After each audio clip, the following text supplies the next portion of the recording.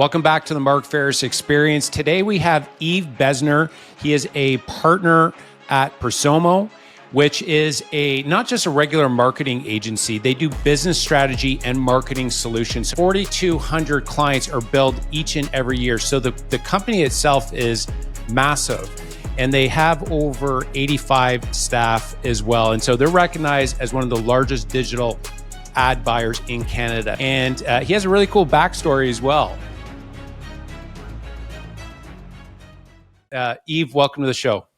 Thanks, Mark, and thanks for having me today. I really appreciate it.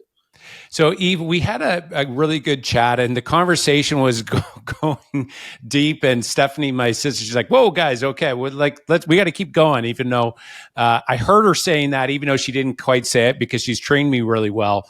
But we grew up on a farm, both of us, so our backstories are very similar. Can you start and share a little bit about your backstory and what got you to become an entrepreneur?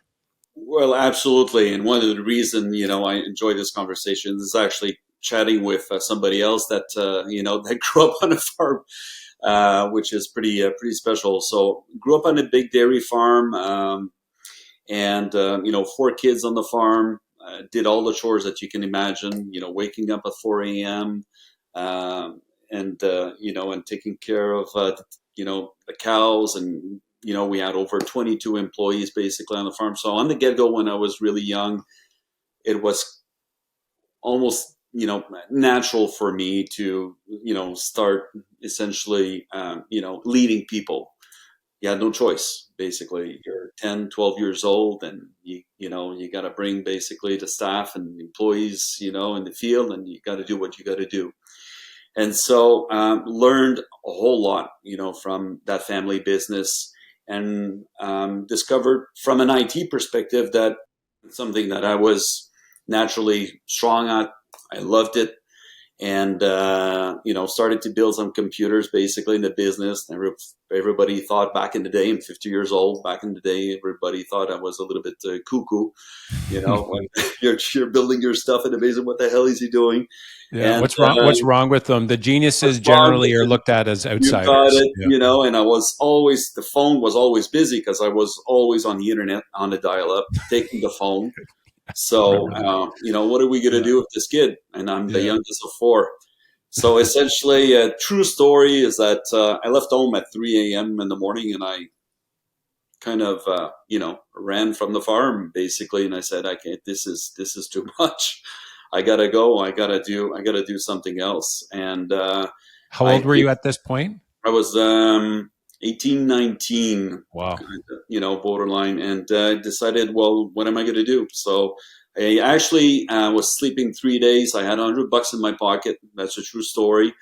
I slept in the car for 3 days, and then I had to figure out basically how I'm going to, how am I going to have a living, and so I started a business. I had this friend basically in Gatineau on the Quebec side that I tried to reach. No cell on a Bell phone booth essentially, and finally got to her uncle. Uncle, got to the father. We kind of hooked up, and I said, "Well, listen, I gotta do something to generate some income." I was a programmer back in the day, developer, and we decided to start building websites, and started a business essentially that grew from $0, $100 in my pocket, to $29 million revenue in about 15 years lapse time. And then back in the day, I won the entrepreneurial award for the BDC. Invited my parents that I didn't see my family for a bit, and then things changed basically. And from there, build it up, did an exit, took a little break. I finished my black belt self-defense kung fu. I wanted to be a pilot at 40 years old, so I decided I got my pilot's aviation at 40. And then I rebuilt another marketing agency in Ottawa, one of the largest marketing agency in Ottawa. Sold that about 4 years ago. Took a little break, did my helicopter license, And then basically join as a partner. I have a friend that is a founder of Prosomo. We always stayed very close in touch, and says, what are you going to do now, Yves? And basically said, well, listen, why don't we work together instead of doing something else? And joined basically my friend, to which is my partner, a great partner today. And we're building Prosomo, and Prosomo today has over 85 full-time staff, and just loving it and having fun. So that's my story in a couple of minutes. Well, Eve, and it's it sounds like such a success story, but there's a lot of hard through that. I mean, many years went by of like struggle and challenges. And so, can you take us back to when you had the $100 in your pocket? You left at like 3 a.m. from you're like 18, 19 years old, which is, I mean, I have a 17-year-old now. My son's 17. And, I told Joanna after high school, I'm like, he can go out and work and we'll get him an apartment. He'll be on his own. But it seems like he's 17 now, like 1 year from now, it'd be like, wow, like that's really young. And so take us back to the $100 in your pocket. It's like, that's it. What I'm leaving. Was there like this moment where you're like, that's it, I'm done, and I drew the line in the sand, and I'm burning the ships, and I'm just gonna go figure it out? Was there like a moment, or was there like a slow build up to making that decision? There was a slow build up because I knew, the farm, as much as I love my experience, by the way, growing up, and this is how you learn how to work and how you learn how to do hard work. But when things are different, when you're a little bit different. And I just knew that it wasn't, farming wasn't for me. And when you're in the family business, they want to be able to, and it's natural to keep you on the farm for the legacy, to move on. Yeah. But it's not just for, it's not for you. And then I remember one night, and my parents, they're not there anymore, and I love them, I love them to death and respect them. But at one point I heard, this kid, I think he's crazy, and I heard that. And we're gonna have to bring him to see someone. Oh. And I'm thinking, I'm the crazy one here. And that was it. I still remember it like yesterday. And I took my stuff, Mark. I took my computers. I had a geostorm. I packed it in. I didn't know where I was going. I'm going to the city, and I'll figure it out from there. And that's what I did. And so it all started from that moment. And from that moment, I had this intensity inside of me to prove it to myself, to prove it to my parents, I guess, to my family, that I was not in the wrong. I'm not the crazy one here, and I will show them. I will show it to myself. And I think it came a lot from there. So turning that intensity, that frustration, into success was basically what I wanted to aim for. So I'm just Googling the guy that created the radio. There's a fellow, he started and he realized that radio frequencies could be sent. And I'll get it by the end of this. And so he was actually thrown into a mental asylum for that. Like his friends threw him into that. And so this is where, for me, it's like there's history of the most successful people. Even like the guy that thought that the world was round, all of a sudden the guy's crazy. And so like those facts, I think, are so powerful. It's like knowing that, okay, if you do think different, there's like a genius in you, and like there's a history of geniuses getting major challenges, especially when you start doing something against the grain that people aren't used to. It's like for your family, you would be totally, your thinking would be totally outside of what they're used to seeing. And people, they fear things that they don't know. And so this to me is like, if you're listening out there and it's like, I'm different, there's something different about, then most of the successful people, they were looked at when they were younger as being like an outcast. And generally it's like, if you are feeling that right now, or you're hearing that, I love what you did, Eve. You use that as like massive fuel, as like the spark to just light on fire. And that's, I don't, does that still motivate you today? And the kind of deep down inside, it's like, I'm going to show you, does that keep lighting the fire for you? To be honest, it took probably 40 years of the frustration to pass. Okay. But it is, the frustration is over. That's Um, cool. the intensity is still there to strive, but Yeah. I'm doing it for different reasons. I'm doing it for myself. I'm doing it for my Love health, that. and just to getting that burning desire. Getting that burning. So the burning desire, that's kind of the source back in the day. The burning desire today is very different. It's the burning desire today for me is the freedom. I like I like toys. I like aviation. So for me, it's now to enjoy life, but to share that burning desire. That if you don't have it, go get it. Go find it within yourself. And that was my burning desire, was to prove it. So more that the older I got, was not to prove it to other people, was actually now to prove it to myself. It actually started, to be honest. Now that I think about it, I wanted to prove it to my parents or my family. But as you get older, yeah, now it's prove it to yourself that you can achieve. Whatever you set your mind to believe, you can achieve. At the end of the day, that's what it is. Yeah, that is, and that's a gift. If you look at it as a gift, is like this fuel, and it can come from anywhere. And so, for me, I've used different things for motivation through the years. Like I've had it where, there was somebody that made a comment to me. I'm like, I'll show you.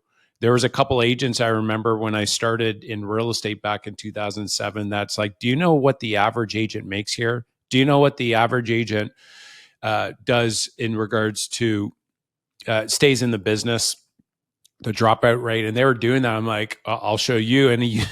And so if you can figure out whatever it is that might be looked at as a negative, and if you can flip it into, you know what, I'm going to use this as fuel, I'll show you. I think that is so powerful. And I've spoken with a lot of really successful people, and fear of failure is a massive driver, at least to get off the ground. I think that you're more into maturity level, Eve, now, where it's like you've matured to a point where it's like, okay, I've already proven that out, and now I'm into that next stage in life of make contribution and that next level. But at the beginning, it's like, if you got to put food on the table, use whatever it is that you have as fuel to get through that beginning hard. Absolutely. And you don't, you know what? It's a huge, huge, huge learning, because you don't know this. At 24 years old, I had 34 staff.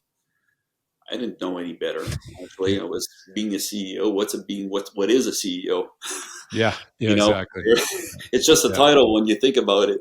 It's what the leadership is and how to talk to people. All this you don't learn that at school. So you're learning as you go. You make mistakes. You make a lot of mistakes. You probably make a lot more mistakes than you make some. You get home runs once in a while, but there are more mistakes that you make, and you're learning from that. And you're getting a little bit wiser as you go. But that was quite the journey for sure. And then when you get older, then you're finding other reasons basically Mhm. to achieve that other level of success. Mm. That's what I Yeah, find. I think that step is skipped a lot of times. And if you can get clear at the beginning before the hard comes, because hard will come. Yeah. And if you can get clear at the beginning, and a lot of times it's there, and then later on you're like, oh yeah, I did have that motive. I did have that strong motivator there that pushed me to get through. But I think that's one of the main reasons why there's such a high failure rate as an entrepreneur, is because entrepreneurs start with a weak desire. They start with I think I should do that, and they might be really good at their job, like doing the thing or the operating part of it, but they don't have that desire and that push to be able to get through and to figure out all the different things that you need to be good at as an entrepreneur, not just doing the thing. and and a lot of it has to do with other skills of like people, and how do you manage these challenges, and how do you manage your own personal state as well. So no, I think that's a really, really powerful understanding of that at the beginning is a really good thing. Absolutely. I think that fear is probably your worst, enemy, to be honest. It's probably Yeah. the, it's the biggest, the biggest avenue that people need to work on is fear. You're not being able to pursue, build a business or grow your business because of fear. And you don't, like you mentioned this in other podcasts, you don't know what you don't know, right? Consistency is key to success. Discipline and focus, and staying calm when your back is against the wall. I always say that when I'm flying with other pilots, or people, other friends want to learn to be pilots, basically. And in any event, when you're flying, number one, something happens. It's not about what goes right; it's about what goes wrong when you're flying. And so you need to be prepared. And the first reaction is stay calm. Stay If calm. you panic, you're gonna die. You're gonna crash. It's the same thing with business. Hmm. Yeah, everybody's watching you. They see, they feed off the energy and courage or fear, whatever it is that you're putting out. That was like a really good eye opener for me through the years, is that when I showed up to meetings, and it's still something that I still have to keep top of mind when I'm going into a meeting and I'm doing the talk for the team. We have 100 team members, and on the capital side we have 8, so it's like there's 2 different groups that I'm speaking to. And there's some days I show up and I'm just not there, and I'll hear it after. It's like energy was down a little bit there today. But when I'm going and I'm going full out, and they feel that, it's like there's a massive we'll say ripple effect that comes out. And so I think that that state that you had said in regards to like fear and being calm, especially when things come up, it becomes even more important the higher you go up in a company, because the people are watching you and they feed off of you. Just by the way, just quickly before, I want to get your thoughts on that. It was Marconi that was the inventor that was like ridiculed for radio frequency, going through the air. So just going back to that, I wanted to close the loop off there. But Yves, so going back to that, so fear, how do you overcome fear? I mean, you started with nothing, $100 in your pocket, and you had that motivation there.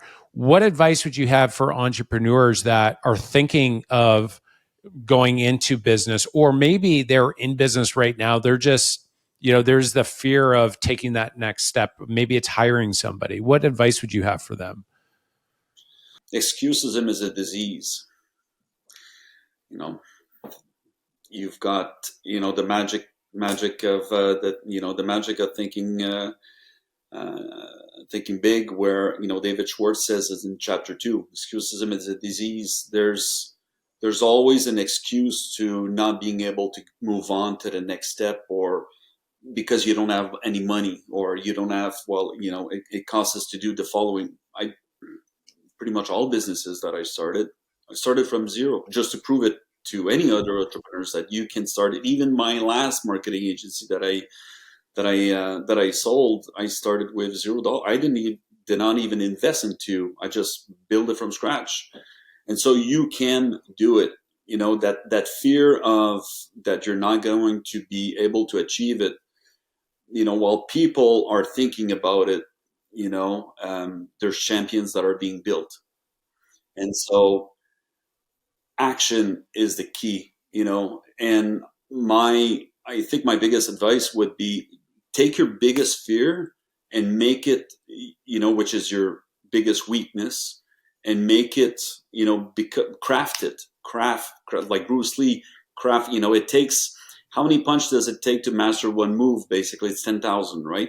So Yeah. these days, before, okay, show me, a lead and a cross. Perfect. You lead cross. Show me your cross. Show me your cross. You think you've mastered it because you've done it, only a few times, but really it takes, over 10,000 to master one move. 10,000 times. And so you need to master the craft. And if it's finances, and a lot of the entrepreneurs, the financial part is the big fear. They don't even want to look at the books. And I see it. I see it on a weekly basis. You don't want to talk about finances or profitability, etc. They're focused on revenues. They're not focused on why, because there's fear of looking at the books, and the books talk by themselves. It's facts, and it's not looking good. Well, if you don't focus on that, and if you don't study that, you won't become good in finances, and you won't make your company profitable at the end of the day. So whatever your fear are, and that was the same thing for me. Any fears, just like you, I was the guy that I had braces when I was in high school, and glasses, and I didn't talk to anybody basically, and I was in my little cocoon.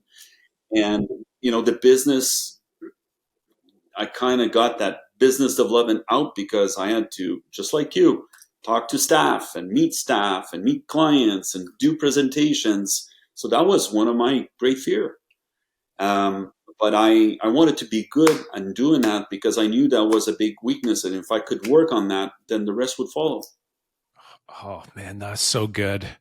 Uh, so good. That advice is so powerful, and it's the stuff that you are ignoring.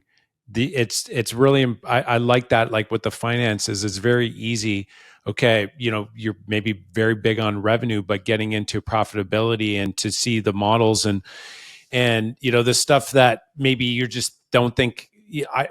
Maybe it's like abdicating. I'm just going to leave it for somebody else to do, and they have it, but like spending the time in mastering that it can be fearful for some people. I think that's the underlying. But it's interesting though, Yves, that I think a lot of people or entrepreneurs wouldn't say that they're scared of it unless they peel back a couple layers and say, is that really the reason why I'm avoiding it, because I'm fearful of what I'll find To or face it, not? you got it. To face it, absolutely, Yeah, that's exactly. really good. Will Smith said the same thing in regards to fear. He said when he feels fear, he's like, he attacks it, he goes after it. And so similar concept was what you're saying. It's like if there's fear there, if you can just commit to the hours to master it, all of a sudden you could make that a strength if you focus on it. Yeah, absolutely. I use the example of when you do your first solo in aviation. You'll see I'm a passionate of aviation. When you do your first solo, every pilot's going to say the same thing, right? You're on the ground, you're rolling on the runway, you're taking off. You're alone in the plane. That's your solo. You're alone in the plane. So your instructor is not beside you anymore. So you got to let go. Now it's your first time. Right. You're going up alone. You don't have those training wheels anymore. You're going up, you're departing. When you're departing, as soon as those wheels lift off, that fear, trust me, because now in your mind, you just realize everything in a few seconds. I'm flying Ah, a plane on my I'm own. alone. What am I doing? I'm alone. I'm alone. I just taken off. I gotta get back. Right. Right. I gotta get back because you never landed alone before. Right. Right. So now the drive, the adrenaline, everything kicks in. Your training kicks in, and you're like checklists. You gotta get back. You gotta get back on land. And it's funny because everybody talks about their first solo. They're going up, and that's because of that. I mean, there's fear that has been it's there. So you're facing that fear. You're going up. You're coming back, and then once you landed, basically, you're back on the earth. You're okay. You know what? It wasn't that bad. Let's go back up, and let's go Yeah. back up. And that's the same thing in business. Open up those financial statements. Look at your profitability. Okay, you're not profitable this year. How can you be more profitable? At least look at them, understand them. If you don't understand them, get to know them, get to understand them. Ask an expert basically to explain them to you into a language that you will understand. I think fear limits many entrepreneurs, not only from a professional perspective, but honestly from a personal perspective, in whatever you want to do in life. And I got to a point, to be honest, that I became fearless. I became fearless. When you do aerobatics and you're flying, and you're taking and you're doing loops and rolls, you can't have fear. Yeah. And that conditions you. And that applies in business. The more you do business, the more you study the business, the more you learn how to do the business, and the more you're pushing the business, the fear is going to go away because you're pushing your limits, you're pushing your limits, you're pushing limits, and you're going to the edge. That's what we do as entrepreneurs. We're pushing. The real entrepreneurs like to push themselves to the edge, in my opinion. Yeah, it's an interesting thing that I found, Yves, is that when I start taking action on things that I'm fearful of, or maybe there's like a underlying fear or maybe an uncomfortness to doing it, as the moment I start taking action, the fear dissipates.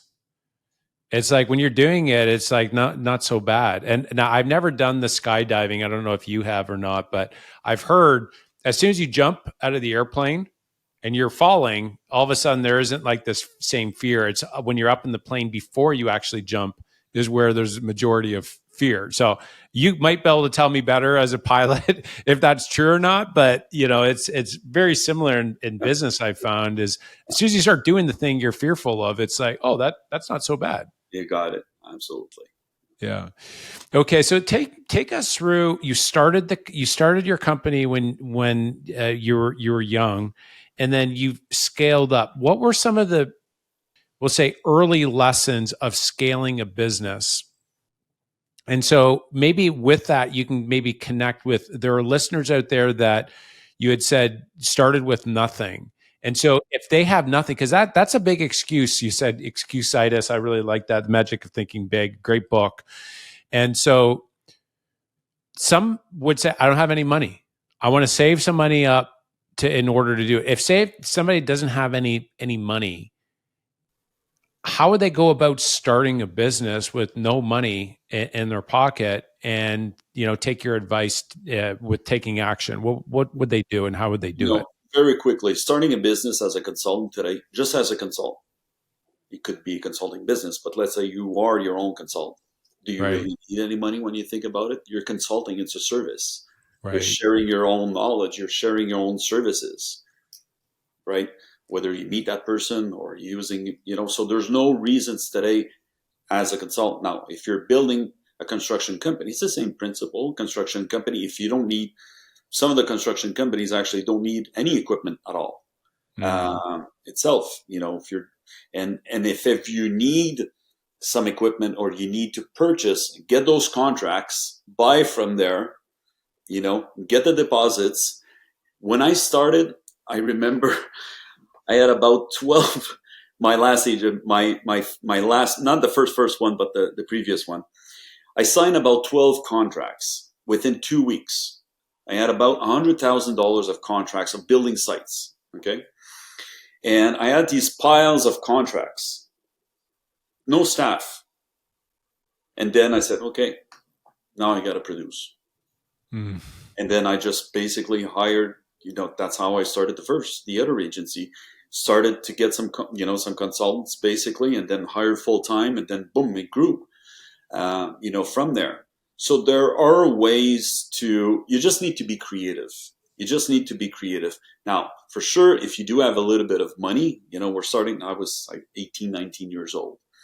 If you're a little bit older and you do have a little bit of money, for sure it's going to help you from a stress perspective, etc. Because now you're not only focusing on generating, revenue itself, but if you don't have any money, there's no excuses. There are many ways that can do it. My wife just started her business with, again, same principle, nothing, very successful today, having fun, just from an idea, basically. I wanted to do this, this is where I want to go. And boom, she did it. And what do I need? You don't need nothing. It's yourself. You are your own product. Yeah. Well, and I think the first step is believing it's possible. 100%. Believing it's possible. I think if you believe it's not possible, or you have, we'll say, a paradigm view of life that you need money in order to make money, then you won't be open and receptive to what you had said. It's like, you could do this, you could do this. The reality is there's trillions of dollars out there. Yeah. but there's not trillions of people out there that are willing, not just ideas. There's billions of people out there, but and there's millions and millions. There's, I mean, billions of ideas as well. But what is more rare is that somebody has an idea, but is able to actually take massive action behind that idea and to curate a plan and to be able to pull the right people to go together in order to execute it. That is extremely rare. And money will flock to that if you are resolute, if you are absolute about what and clear as well about what it is that you want, and you've identified a core market. No, absolutely. Back in the day, I didn't have 10, 15% of all the knowledge and Yeah. the access of what we have today, and I was able to kind of and other people have been doing it, and I was able to get it done basically and build it. So I cannot even imagine somebody today with all the resources that we have, Yeah. including AI, that you can't you know be successful or build your own business. It's taking the action, like you mentioned, basically, that becomes the issue. Yves, I want to dive into the business strategy marketing solution. So you're not just a marketing company. Can you elaborate for the listeners? What is the difference? So business strategy and marketing. Can you maybe clarify what that is and then how you differentiate yourself in in your company? So the reality is, Prosomo right now, we're all entrepreneurs, and the not all the staff. I mean, but the partners, and we all owned previous, you know, a company, a marketing agency, and so forth. And because we're entrepreneurs, we providing marketing before providing marketing, you need to focus on the business and understanding the business for the client. So when you've got that experience, that owning, doing, buying businesses, I've had a lot, so quite a bit of experience buying and selling some businesses, etc. And my partner's the same. When we meet clients, we always start from a business perspective, understanding the business in terms of the mission, the vision, of the entrepreneur. The marketing, whether it be, applications, finances, or marketing, what we can offer is after understanding the business. So it's the business strategies first. Providing a marketing strategy specifically without understanding the business or doing any business kind of strategies, you're going off course. You don't even know what the business and what the focus is, and what the vision is for the next few years, basically, where the state of mind of that entrepreneur is right now, or maybe where he wants to bring the business, or maybe he just wants to stay it there. So our approach is more from a business strategy first. And then if it's being well, and understanding, is it being well structured? Because doing a marketing strategy, if you're not structured internally, it's not going to work as well. So we're able to offer kind of that complete 360 approach to our clients, and start with that business approach first, understanding the entrepreneur today, what his vision is, where he wants to go. Then the add-ons. Of course, we are, we've got a big marketing digital division, basically, at Prosomo, and we run a lot of marketing strategies. But that's the aftermath when you think about it. So So that's this is, between, yeah, go ahead. no, that's the difference between probably us and a lot of. That's why we don't promote ourselves as a marketing agency, because we offer first the business solutions. So this is such a massive competitive advantage, Yves, because we've worked through the years with many different marketing agencies, and it was very much a tactical approach versus truly understanding who our core client is. What is your differentiating factor? What is it that is your unique offering? How do you make money? And so it's interesting that for us, this was something that I had to learn through the years, and I got in one of the best books that I dove into is Scaling Up by Vern Harnish.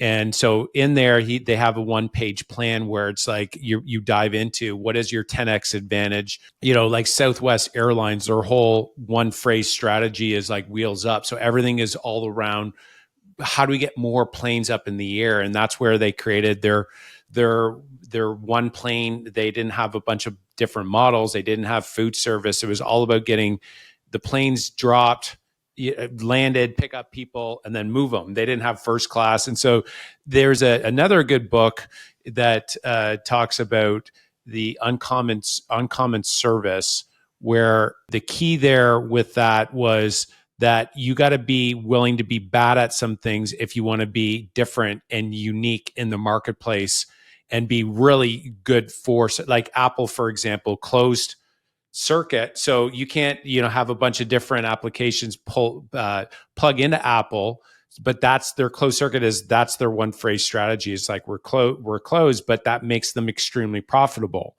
And so this was all, and I'm just like scratching the surface to give you some context from somebody not being in the business.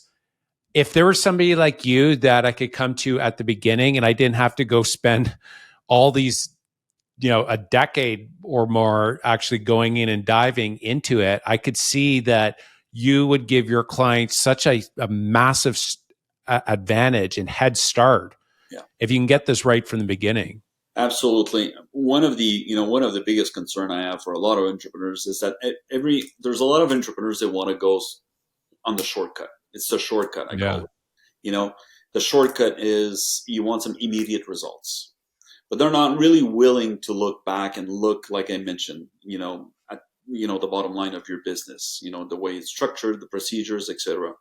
And a perfect example, and he became a very good friend, is an owner of an HVAC company here in the region of Gatineau in Ottawa. After 3 generations, they plateaued. He bought the business basically from his father, and so he met and he says, "Listen, I'm not giving myself any salary. I'm running this family business basically that I started. How can I bring it to the next level?" We spent 3 months, Mark, just on business. I didn't even talk about marketing. Just business. And I said, it's going to cost you, but we're going to deep dive I want you to understand the profit. Number one, understand profit. How can we how are you profitable? Number one, do you know if you're profitable? You're not profitable in your business. Most business owners don't even know if they're profitable. How do you calculate profits? And from there, what is your internal structure basically in your procedures? Most of them don't even have internal construction companies. There's no procedures. They're just paying it because the contracts are coming in. So he wants to bring it to the next level. Ideally, I'd like to get to the first mill. I said, well, okay, well, that's an easy one for me. If you want to get there, are you serious? Yeah, we can do that. But are you really willing to do the sacrifices in order to get there? That's what it is. And it's not going to be about me. It's going to be about you doing the homework, etc. So he tagged along, followed everything. It's been 18 months. 18 months. We've implemented some marketing strategies. He's now at 2.6 times basically his revenues. Never seen ever before, with a profit of 25%. So the bottom line is that's the hard way. That's not the shortcut. That's the investment. Speaking to him on a weekly basis, basically became a good friend today. So you can get it done. But a lot of clients, a lot of entrepreneurs are trying to get to the shortcut. There is no shortcut. There's no shortcut to the success. You're going to have to face those fears. You're going to have to face the music, basically. Look at the books, whether you want to hear it or not hear it. But if you want to grow and grow your business and double the size of your business, you're going to have to take time. You say you never have any time because nobody has any time, but we all have the same time. Yeah, as you know, that's true. Right? Yeah. Stop in whatever you're doing. Go back a little bit like the eagle. Take a look, and you got to get out of that. You're cutting trees every day. It's not good. You got to go. You're too much in the business. You got to be out of the business. And so when you stop doing that, you look at base, and then everything makes sense. Everything makes sense for the entrepreneur. It's hard at the beginning. It's really hard to know because the truth comes out. And it's not because you didn't do a good job. It's just because you were working in the business. You're not running a business. You're not building a business. Yeah, and we talked about this earlier before we jumped on live here. Is the fact that business can be really ugly sometimes and embarrassing, and I made the wrong decision, and how could I miss that? And like that's the stuff that they don't show on the YouTube videos, on Instagram reels. It's like it's embarrassing. It can be uh, ugly in the sense that they're people, and sometimes you got to let go of somebody. Sometimes there's relationships that get burned. Sometimes something happened within your company that you weren't happy with, and you don't back up, but it's still your company represent, and now you got to go and fix it. And it's like that's the real business. That's the stuff that it develops and polishes you and builds you up. But when you're going through it, it's not sexy.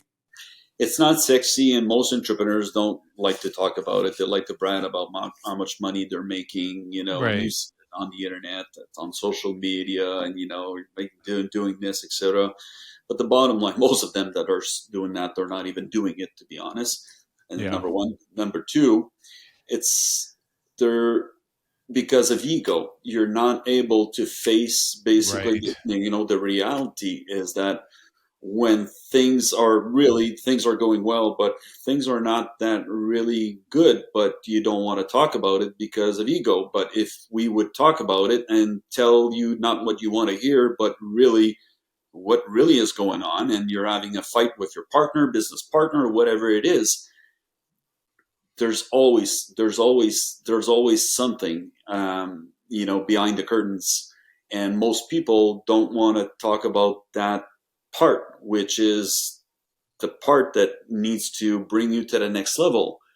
And it's the only way you'll be able to learn is, you're learning by those mistakes, basically, if you want to grow.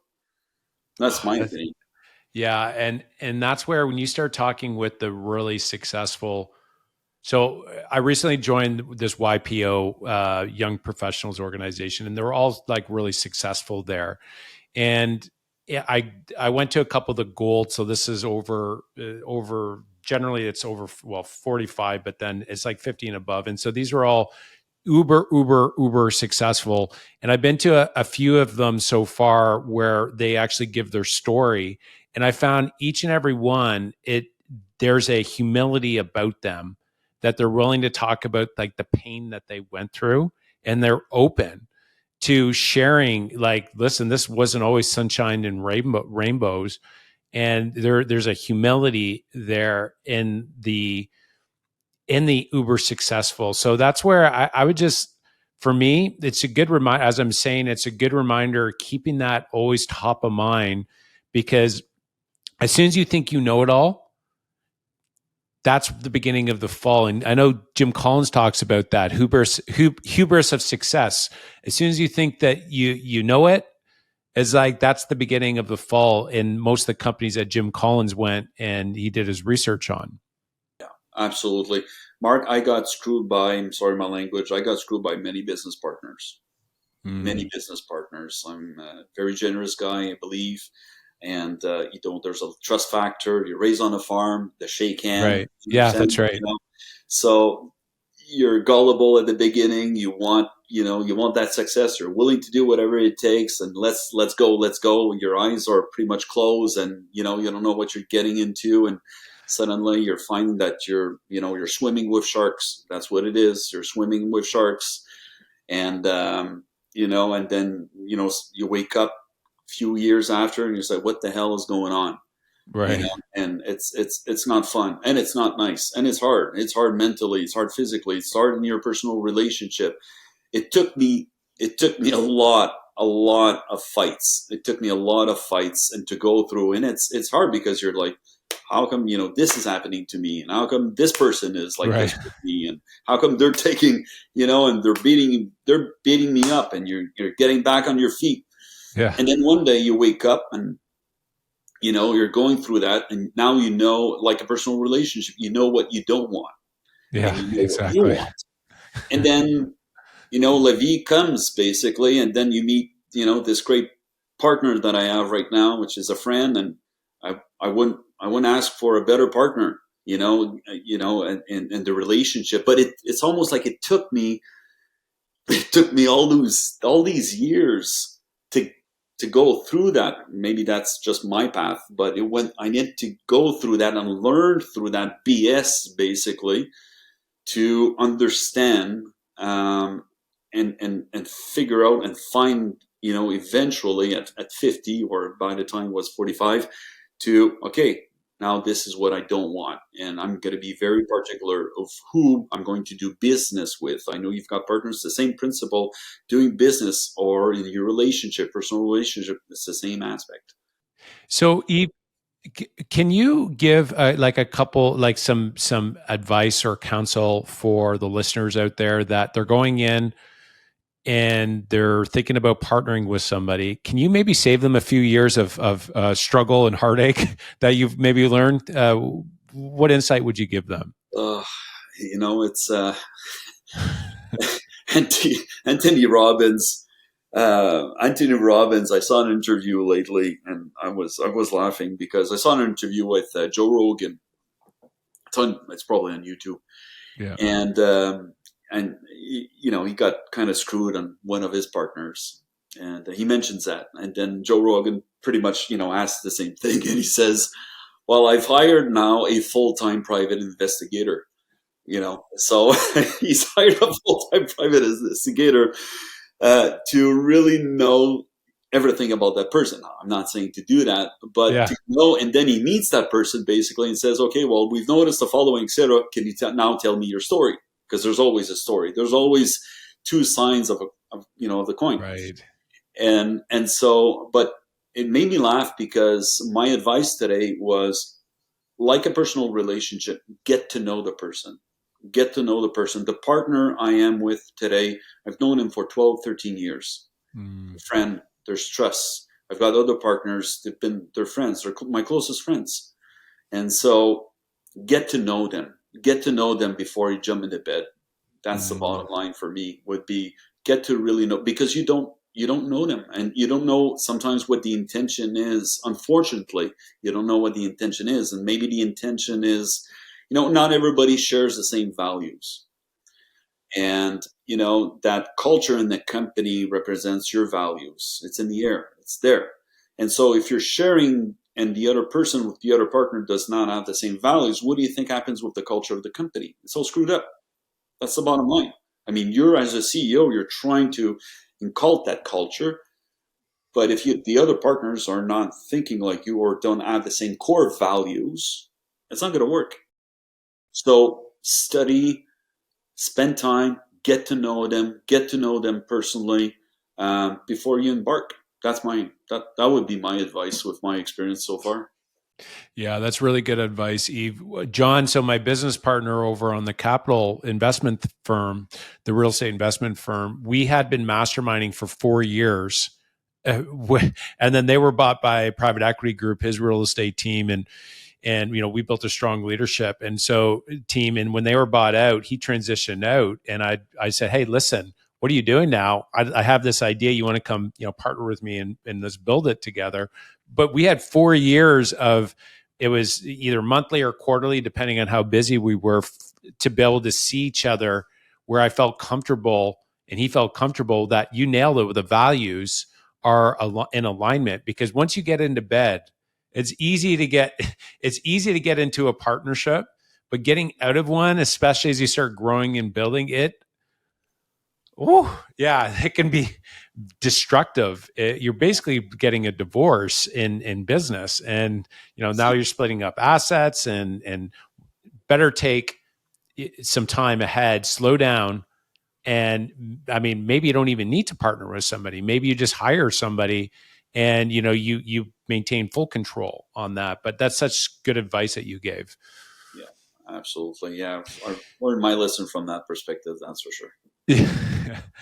There you go. Take that nugget and save yourself years of hassle and heartache, just by taking that. I like that private investigator idea as well. That makes a lot of sense, especially if you're going into something big.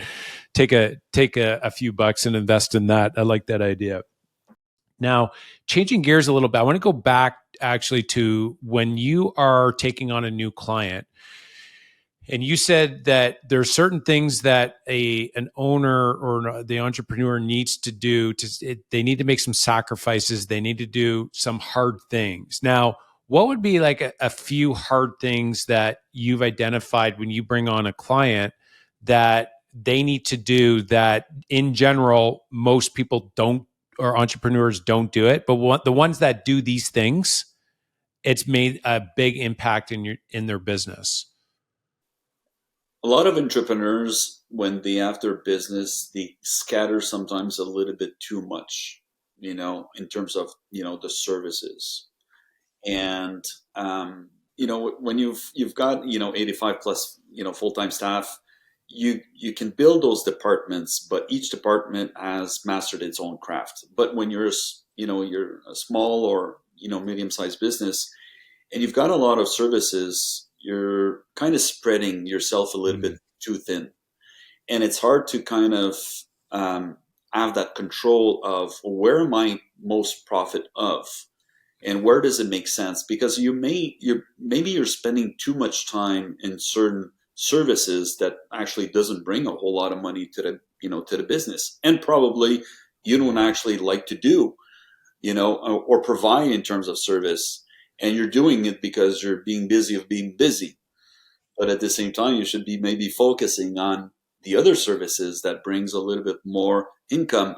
A business is a vehicle. It's your vehicle of wealth. That's what it is. I mean, you need to be passionate of what you're doing, but it's the vehicle. And if that vehicle is not profitable, why are you doing it? And so sometimes spreading yourself a little bit. So focus, streamline focus, choose your top. I always say from marketing's perspective, marketing strategy, focus on your top three. The rest are just going to follow, right? Your three top core services as an example. The rest, once you get that client in, they're add-ons. That's what they are. But focus on those three to four, maximum, top services that you want to be able to provide. And then what happens is that credibility towards your clients will increase, because they want to be able to deal with an expert, not the jack of all trades that does it all. Your expertise is in what? Yeah. So that makes a huge difference from that perspective. And once you've defined that and you're profitable in A, B, C, then you can focus on those services and then grow the business from there and have potentially a department for each of those services. Mm. And I take it that would be very difficult for a lot of entrepreneurs to take that advice and to revamp how they're making their offer out into the world and to clamp it down. Absolutely, because they're just used of doing it all, at the same time. So, and I would say, you need to stop. Sometimes you just need to stop and spend time. How many entrepreneurs really stop and spend 2, 3 hours or a full day retreat, Mm-hmm. just to brainstorm on your business and look at the weaknesses and what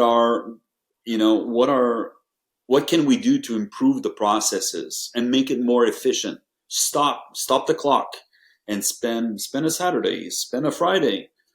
That time will elevate your business. That time you think, I don't have the time because I'm going to lose money. No, you're going to lose money if you don't spend the time thinking about your business and thinking about how you can make it more efficient to grow. It's the other way around. And so Mm-hmm. people have the mentality of, if I stop working, I'm not generating. Listen, we're talking about a full day. Really? Mm. You know, stop for a sec, think about your business. But again, it's because they don't want to face, those facts. And so I find that's probably the most difficult. The ones that I mentor, the entrepreneurs that I mentor or coach or help or consult with, the most successful entrepreneurs are because they're taking the time. They're taking the time basically to stop, and we put a plan and they execute the plan. Don't deviate the plan, execute the plan. So here's a plan, and once you go, Bruce Lee always said, go as far as you can. Once you get there, you will see further. You I don't like need to that. know it all. Yeah. You don't know what you don't know, and it's the how is not important. You want to go there. Let's start with this. Let's start with this. Let's just take time basically on your business, and then have a little plan. And once you'll get there, you'll be able to see a little bit further. That would probably be my biggest advice: is stop whatever you're doing and don't be in the business. Be on top of your business. Yeah. That's so powerful. The processes and the standard operating procedures or whatever you want to call them, but basically the steps of what are your main processes in from start to finish. And it's like even if you focus on like even if you focus on maybe your top 5 to 8 key processes that and you actually break it down and you get like little sticky notes and actually write down each step and then okay, here are the 3 to 4 steps within each step and you actually write it down. It'd be like it's really interesting to see if there's alignment in the group. And you'll notice I'm not sure if I mean, you would have better context in this, seeing multiple different entrepreneurs, but what are some of the aha moments of slowing down and like actually just pulling each of those core processes out of the closet and then say, okay, how are we doing this, and just mapping it out? What are some of the key aha moments that or things that people are identifying with that? Well, different scenarios, I would say. I met entrepreneurs that there were two partners, came to the office and spoke with them. And they came to me basically and put on the table financial statements, true story. And they said, Yves, something is wrong. We're not making any money. Can you look at the financial, heard about you? Can you look at the financial statements basically and tell us what's going on? I took the financial statements, honestly, Mark, and I put them basically in the trash can. And they told me, "What are you doing? I thought you were going to look at, the financial statements." I said, "Well, the financial statements is only the result Hmm. of your actions, of what you're putting in. It's not about the financial statements. There's more than the financial statements. So let me talk about your vision and your vision, to the two entrepreneurs. Each of those partners had two different vision. The issue was not a financial statement. The issue was a partnership. Hmm. The values were not there. The visions were different.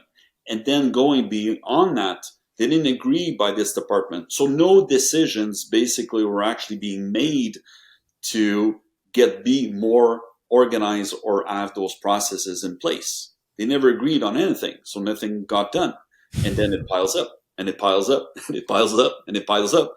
And then they're looking at this and they're saying, well, how come it's not Yeah. profitable? Well, it's not profitable because it kept piling up and so you kept hiring basically some people, not looking at the processes. And if really you need it, the other person, the other partner said, "Oh, well, I told you not to hire, you still did." So it goes way beyond the financial statements. So that's a scenario where sometimes it's the partnership itself. In other scenarios is there's simply what you do is done in 20 steps and maybe it can be done in 10 steps. Imagine the time you would save. You're cutting your time in half. Efficiency is key. Yeah. So, Yves, is very clear to me that from an advanced business strategy standpoint, the stuff you're talking about is extreme advance. And, it's interesting in health that functional medicine is becoming more and more prevalent out there. And so in the past, it was like my knee is hurting. And so the doctor would look at your knee and, give you a prescription to fix your knee. But what they're finding now with functional medicine is the reason why your knee is hurting because there's something wrong with your gut.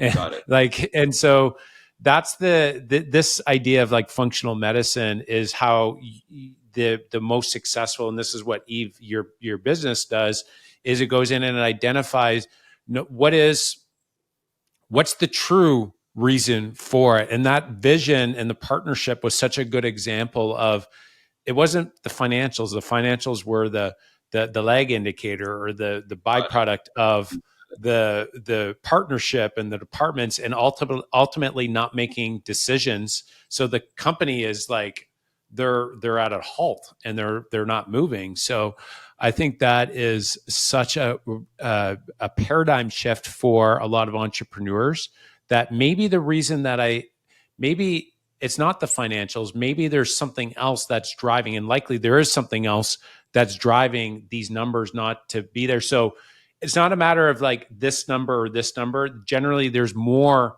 than one reason, but what is like that main constraint? And that could be like 6 steps ahead or upstream that it's not even on your radar. And sometimes, Mark, it has nothing to do about the business. It's about you. Because not you specifically, but it's about the Yeah. entrepreneur personally, Yeah. Yeah. because they're not happy in their relationship, because they went through a divorce. You don't think that that affects the performance of a CEO in a business, or president, or an owner, or an entrepreneur? Huge.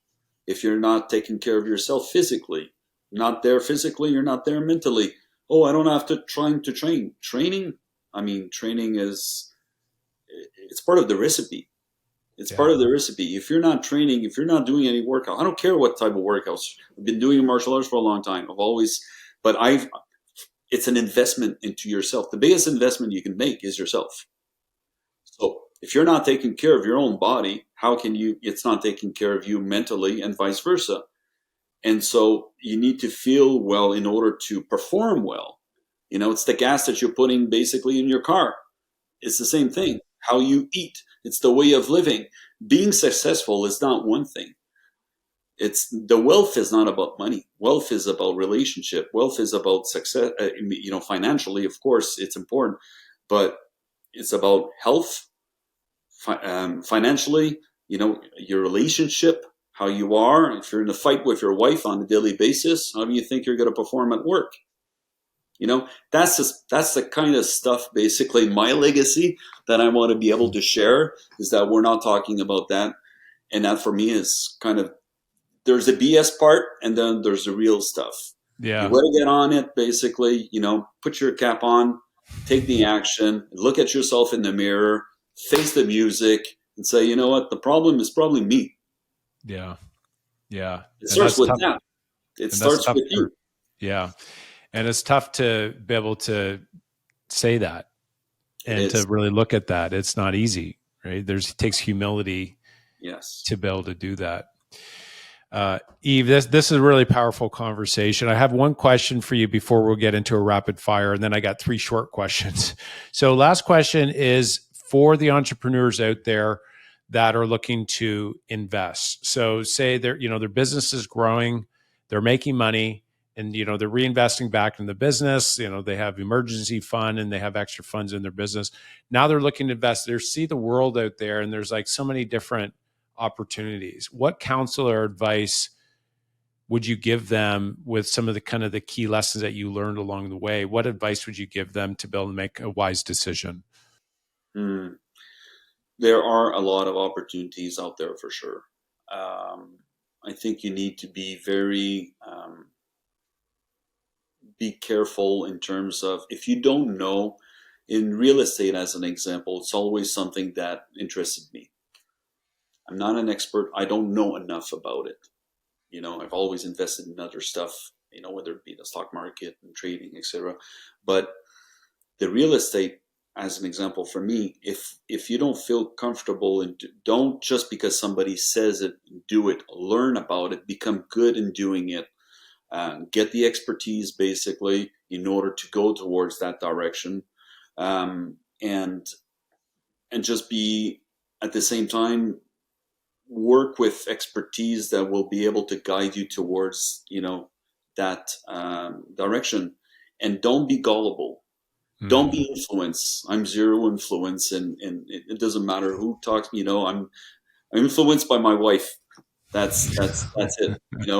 But I'm not influenced by I follow her advice every day, but I don't. I'm not influenced by people or what's out there, basically, because there will always be something new and something better.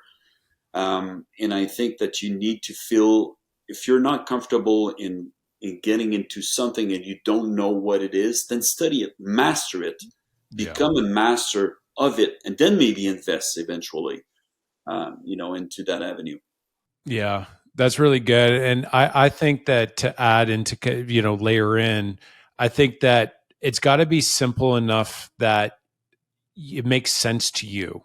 And so that talks into what you had said to, to truly like dive in and understand it. It's like a lot of investments out there. It's like, I have no idea on how that works.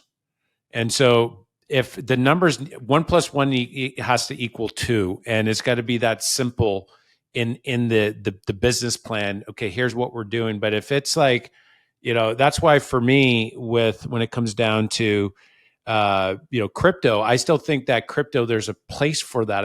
I don't understand it, and I think you can do well. Don't get me wrong. It's all the different advantages of that, but for me, it's like when I buy property, I know that it produces X amount of cash flow from day one. And I know that by looking at the comparable properties, we can raise rents by $300, and we can verify that. And there's no rent control in the markets that we invest in. So it's like, that's where it's got to make enough sense versus, say putting it in an area where it's like, I have no idea on how that works. And so I think the simplicity side of it is where is if you're making that decision, it's building onto what you're saying. It makes it easier to understand the investment, and you won't have that same, by the way, you just lost all your funds, right? Absolutely. I mean, I love the stock market, and I like to do trading and options trading, and Yeah. it's my passion. And a lot of people, that come and approach me about, the advice, and they've heard about this stock, etc. Learn the market first. Learn the market, number one. But I've been doing it for the last 10 years, so it's not because somebody says buy in this stock that you should buy in this stock. So number one, be passionate about it, so you can take the time to learn about it, and then base and give yourself some time and study it. I've studied the market for a long time, and I've learned from it. I've won, I've lost, I've lost, I've lost, I've won, and eventually, then you're becoming in your wins. You're making good moves. Probably in real estate, you did the same thing. Basically, you made some good moves, you made some bad some bad moves, I'm sure, and but you learn from those bad moves, and now there are more wins than there are bad moves with time. But all successful people, that I know of, consistently always did the same thing. They just got better, and they mastered their craft and mastered their craft and mastered their craft. Love it. All right, Yves, I got 3 quick questions here for you, and then I'm going to wrap it up because I know Stephanie is in the background saying we got to wrap this wrap this up here. But super powerful conversation, and I'm sure we're going to have you back for a part 2 in the future. But 3 quick questions. First is the book that's made the biggest impact in your career. I would say The Magic of Thinking Big by David Schwartz. I think that book should be read by everyone, to be honest. There's a few things in there, and I mentioned this: excuses is a disease. Because when I read that chapter, it just hot on me, and where it's everybody finds excuses of time, and not being able to take the time for your wife, for your workouts, or whatever it is. And the second part in that book, I would say, would be take 100% responsibility. Mm. That really hit me, because you can blame everyone else of your lack of success, but you create your own success, Mm. and you are 100% responsible of all. Whether you think you can say, well, this happened because it's not my it is when you think about it, it always comes down to you. You did an action somewhere, somehow, that it came back to you. So you are 100% responsible of all decisions and everything that happens, in my belief, in your life. Yeah, totally in agreement there. Second question: how would others describe you in 3 words? Discipline, Mm-hmm. Generous, um, focus, intense. I would say probably intense in there. We'll give you an extra one there, intense and focus. That's good. Yeah, 100%. Those are really solid for great businessmen there. So, business person. So, last question here for you. How would others, or what advice would you give your younger self? Or maybe it's an entrepreneur out there that, they want to take their business to the next level. What final piece of advice would you give them? Stop wasting time and take action. Get on with it. Take action. Yeah. So, the blah, blah, blah, and, talk and talk and talk. I don't like to talk. Take action. It's about and if whatever comes out of your mouth, it's your commitment. Mm, So take action. And if you say something, do it. yeah. And That's, that's, for me, that's really important. You shake hands to somebody, but if you say something, it's a contract. I like saying it to my wife. I like saying that this is what I'm going to do. When I said at 40, I was going to be a pilot, an airplane pilot. At 48, I wanted to be an helicopter pilot. I got my 2 licenses and I did it. And I said I was going to do it and I'm doing it. So whatever I say, I'm on a mission to do it. yeah. And it becomes a self accomplishment to yourself, I Yeah. believe. Because if you don't do it, you're deceiving only yourself Yeah. and you have to live with that one. If somebody started and wanted to be a black belt, how many people don't get to be a black belt? They stop at the middle of the way. Why? It's too long. It took me 10 years, Mark. 10 Yeah. years. Only, we're not not a whole lot basically in the kind of martial arts that I was training, but it took me 10 years. Not a whole lot of people stick with it for 10 years to master that craft. A lot of people quit before, but those people that quit before, I would bet every time you would ask them, I should have finished. I should have Yeah. finished, but now it's Yeah. too late. Regrets. Well, that's such powerful last piece of advice there, Yves. Now, what would be the best way for the listeners if they want to reach out to you or your company, Prosomo, there, and maybe they want to get their own business strategy done for themselves? I mean, I would imagine any of the listeners out there, there's such value from what you talked about that that'd be really great to have somebody, like yourself or somebody from your company come in and give advice. What's the best way they can reach out and schedule something? I'd probably say, just by voice like this, is reach out to me by LinkedIn. Mm. Message me directly from LinkedIn, um, and yeah, that's probably the best way. And we can take it from there, and I'll be able to share my business email, etc. Awesome. Well, we'll make sure to have those in the notes below there. Eve, I really appreciate you coming on the show. This was a great conversation. It could have gone on for 3 hours easily. I know now how some of these podcasts going on for 3 hours. Easily you could do that there, but I really appreciate you coming on the show. Listen, it was actually it's part of my legacy, so I'm actually very very happy to get this opportunity with you, Mark, because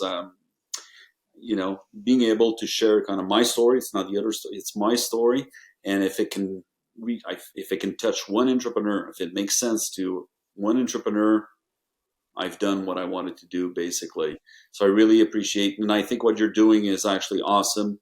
Love the approach. And it's all about that, being able to share that wisdom throughout entrepreneurs. No BS, tell what it is. There's no shortcut. And, I've listened pretty much all the podcasts basically you've done so far. And all these, it's all the same. It's all the same when you think about it. And we're all going through the same kind of, so learn from that. I would say to the audience would be to learn, from that and study those conversations and discussions of wisdom that comes out, from those podcasts. So thank you, Mark.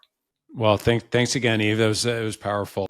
Well, thanks for listening, guys. If you like the show, please share and subscribe to the channel where we are building a community of up and coming entrepreneurs. And remember, one of the fastest ways to build wealth is to grow your business and invest in real estate. I love you guys.